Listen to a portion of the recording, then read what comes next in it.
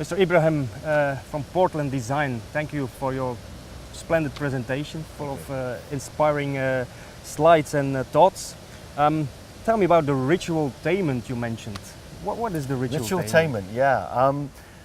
The idea here is we want to transcend service. We want to transcend just what a customer does in the store and how you serve them through whether it's they're selecting a product or at the transaction area in a till. We want to talk to brands about designing the service, designing not just the store, but the software, if you like, the experience as a ritual. So if you design a ritual and you deliver and you formulate a ritual which is very specific to you as a brand, you own that ritual, it's very difficult to copy, and people remember a ritual. So what is your welcome ritual? What is your farewell ritual?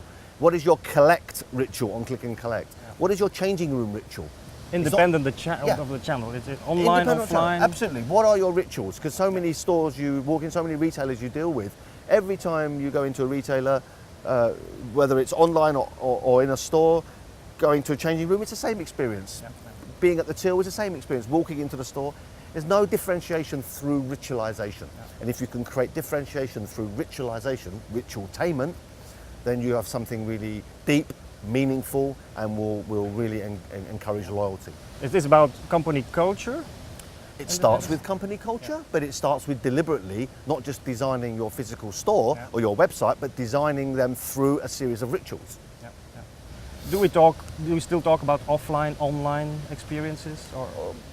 Some people still do talk about online and offline, but I think in the future consumer, the connected consumer, the Generation C I refer to, will not distinguish between online and offline. We'll not even talk in those terms. It'll be one experience, and you'll flick from your device to your physical, i.e.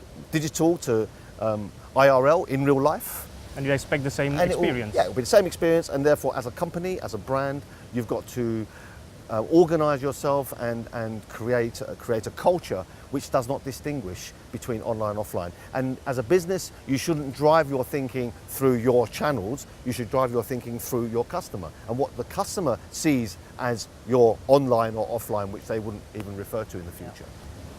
How important is technology in this whole thing? I think technology is critically important, but I don't think the future is driven through technology or in fact technical people. Mm-hmm. I think technology is a facilitator. The future of retail is not about technology, it's about anthropology. It's about understanding people and how they're going to engage with brands, but much more importantly, how they will engage with each other, with the brand as either on the inside as a facilitator or on the outside. And even be able to predict what the customer will do. Absolutely, and I think you make a very important point. One thing I didn't say in my presentation is that the importance of business is not just to listen to customers and respond to what customers want. How many times have we heard that? If you do that, all you are is a reactive business. You've got to be a predictive business, and how do you leverage sentiment data, what people are feeling, leverage that and really kind of design your experience around trying to predict what customers may want, to give them surprises, to create serendipity in the customer experience. So make them happy. Make them happy. If you make them happy, they give you money. So it's, besides technology, it's all about people. Can we? It's all about people, but it's all about how you create engagement between the people that are related to your brand, between your own people and customers, and between customers themselves.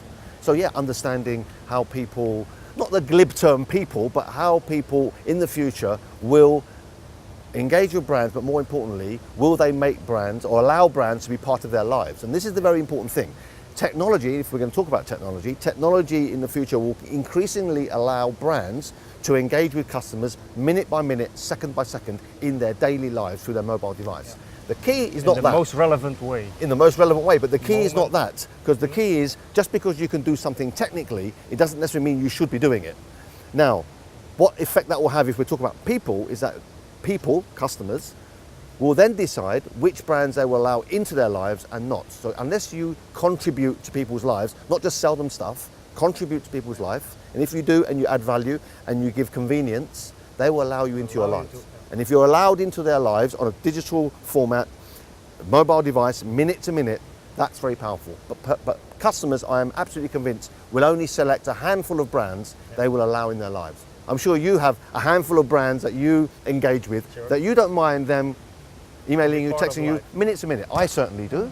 And I enjoy and get more richness out of some brands, but others I do not allow in my life. Then we can So- talk about loyalty in the real sense of the Yeah, word. then that leads us to the real reinvention of loyalty and the rethinking and the repositioning of what value means. So reinvention of loyalty, repositioning value, rethinking convenience, reimagining experience. These are the things that are the bedrock, the linchpin of the future of shopping.